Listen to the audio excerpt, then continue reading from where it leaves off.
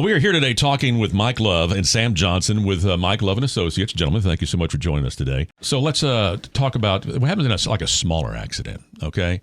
Say, for instance, that it's not necessarily that a big, all-encompassing accident where a whole bunch of folks get hurt, but still your mind kind of races as to exactly how to handle the situation here. You know, who calls the insurance, who calls the body shop. Can you kind of shed some light on that? Sure, absolutely. And in fact, we get a whole lot of calls from people that have been in a small wreck, but they're just bumping their head up against the wall trying to deal with the insurance company. Right. Years ago, we developed a brochure flow chart to show people step by step how to do their own property damage claim, to handle getting their car fixed with the insurance company without a lawyer. And we give that away for free. You just call the office and we'll email it to you. Or you can come by and pick one up. It is kind of complicated, but once you understand the steps to take, it's pretty easy to do by yourself. Okay. Yeah, and there's a couple of things that trip people up that I think I could help with real fast, and that is the idea that you do have to get the insurance information of the other party, whoever was at fault, right? If that's you, well, then call your own insurance, right?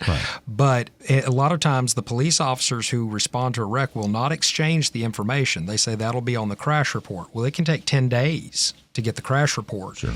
And so that can kind of leave you in a hole. That's the reason I recommend, even on a small wreck, that even before the police get there, if you can approach the other side and exchange insurance information, well, you've just accomplished a task for yourself, because now you don't have to wait the 10 days to contact 10 days. That's right.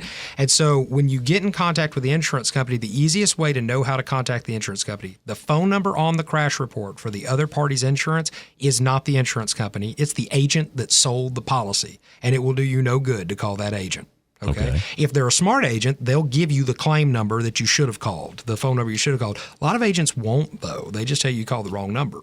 So the easiest way is if you see someone has State Farm, for example, then just get on Google and Google State Farm auto claim phone number. And I swear it pulls up a phone number, right?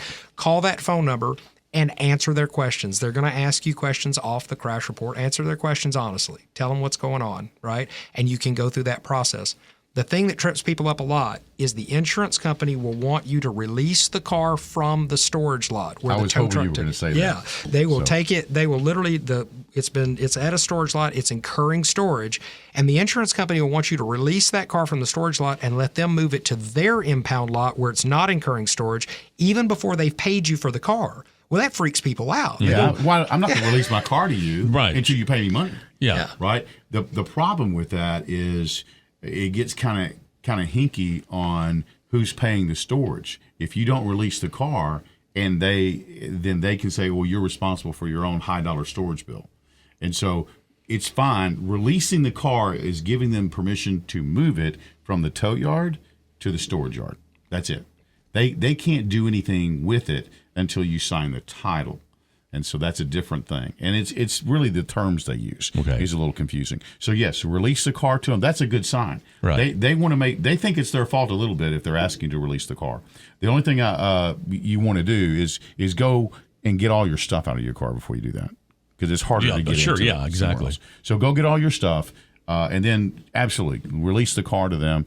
That helps. Another thing that we've found that helps is demanding early on that they pay for a rental car, and explain how that works. Actually. Yeah, please do, because I've been down that road before. Yeah, and they'll put you off on the rental car too. They try to put that off as long as they can because they don't want to pay for any more days than absolutely necessary, right?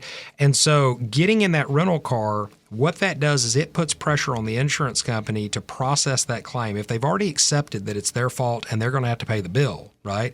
The sooner you can get yourself into a rental car, the more pressure it puts on the insurance company to process your property damage claim faster, because they don't want to pay for any more days of that rental car than necessary, right? Right. And so that's why when a client hires us in a car wreck and they need a rental car, we go ahead and put them in a rental car on our account that day, right then, before the insurance company even knows they're in a rental car. Then we contact the insurance company and go, hey, would you like to transfer this to your account? Because it's being incurred at our rate, and we don't get as good a rate as you get, okay, with Enterprise. And lots of times they'll take it over instantly, even though they've been putting the other person off for a week or so before they came and hired us. Yeah. If you're in a rental car it's $10,000 plus $30 a day until they get their act together. Guess which one they're going to do first? Oh, the one that's incurring the daily fees. So there you go. And so that's it's kind of an ironic thing, but it does make a difference. And especially on the little claims, the smaller cases, we found that actually helps get things done.